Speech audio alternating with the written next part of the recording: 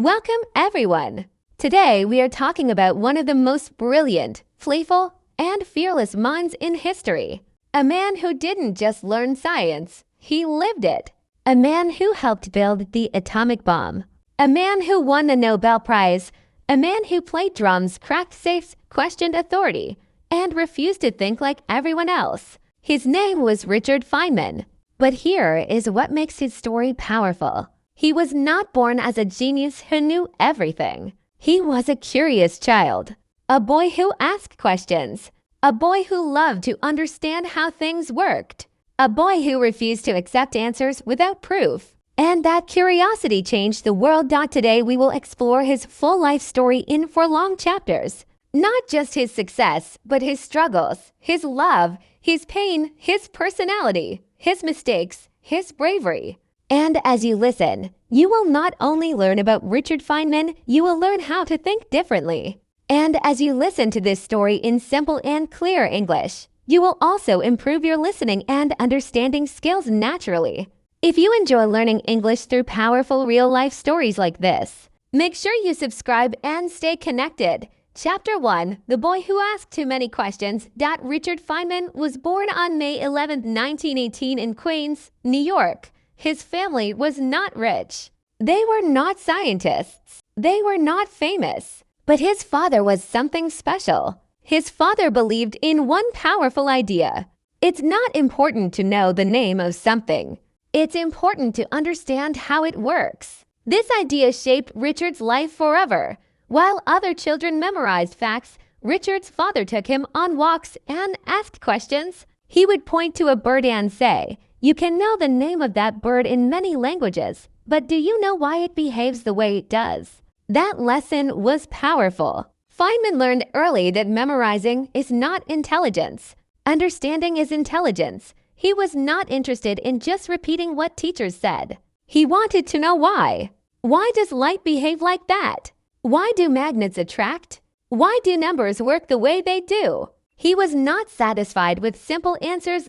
As a teenager, Richard became famous in his neighborhood for fixing radios. But here's the interesting part. He didn't just randomly fix them. He would sit quietly. He would listen. He would think deeply. He would imagine the flow of electricity in his mind. He could see the problem without touching the device. At first, people thought it was magic. But it wasn't magic. It was logical thinking. He didn't panic. He didn't guess. He analyzed. That calm thinking became his superpower. You might think he was perfect in school. No, he made mistakes. He was playful. He sometimes broke rules. He joked around. But when it came to physics and mathematics, his focus was intense. He loved solving problems. Not because he wanted grades, but because he enjoyed the puzzle. This is very important. He learned for joy, not for approval. That is why his learning became powerful. Richard went to MIT, Massachusetts Institute of Technology. There he studied physics seriously. But even at MIT, he was different. While other students memorized formulas, he tried to retrieve everything from scratch. He would ask himself, if I didn't know this formula, could I figure it out myself? That mindset made him stronger than others. He was not copying knowledge. He was rebuilding it inside his own brain. That creates true mastery. During this time, something else happened. He fell deeply in love with a girl named Arlene Greenbaum. They met when they were young. They connected emotionally. They laughed together. They understood each other. But life was not easy. Arlene became seriously ill with tuberculosis, which was very dangerous at that time. Doctors warned Richard, if you marry her, your life will become difficult. But he didn't care. He loved her. And love is stronger than fear. He married her even though he knew her illness was serious. This shows something important about Feynman. He was not just a scientist. He was a human being with deep emotions and loyalty. After MIT, Feynman went to Princeton for his PhD. He was young, brilliant, curious, full of energy. But the world was changing. World War II had begun, and the United States was secretly working on a project that would change history forever. the Manhattan Project, a secret mission to build the first atomic bomb. And Richard Feynman, still a young scientist, was invited to join. He didn't fully understand the political consequences at that time. He was excited about solving big scientific problems. He wanted to push physics to its limits. And that decision would place him at the center of one of the most powerful and controversial events in human history. Richard Feynman was still very young when he joined the Manhattan Project. He was only in his mid-20s. Imagine that. In your mid-20s, most people are still trying to understand life. But Feynman was about to help build the most powerful weapon the world had ever seen. The Manhattan Project was a secret operation during World War II. The goal was clear but terrifying.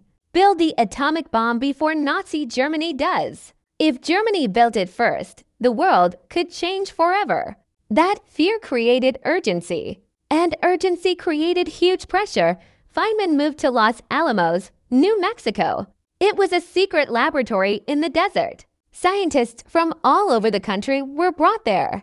The greatest minds of the time were working together. Robert Oppenheimer was leading the project. Security was extremely strict. You could not tell anyone what you were doing.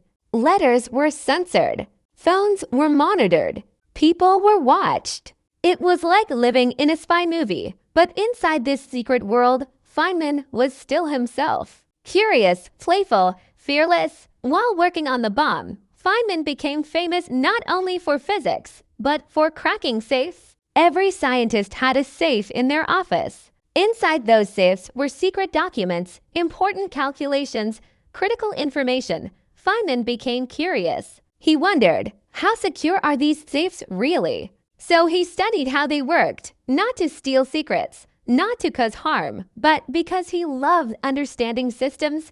And guess what? He discovered many of them were poorly secured. He would open safes just to prove that security wasn't as strong as people believed. He even left funny notes inside some safes like, "I borrowed document number X." People were shocked. Security officers were embarrassed. But Feynman wasn't doing it for chaos. He was exposing weakness in the system. He believed in truth over authority.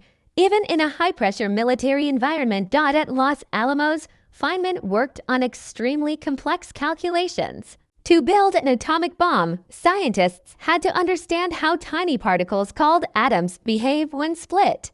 When certain atoms split, they release enormous energy. But controlling that reaction required precise mathematics. Feynman became responsible for coordinating calculations. He created systems to make teamwork more efficient. He simplified complex problems. He helped others think clearly. He wasn't just smart, he was practical. He believed if you can't explain something clearly, you don't understand it deeply. But while he was solving scientific puzzles, his heart was breaking. His wife Arlene was getting weaker.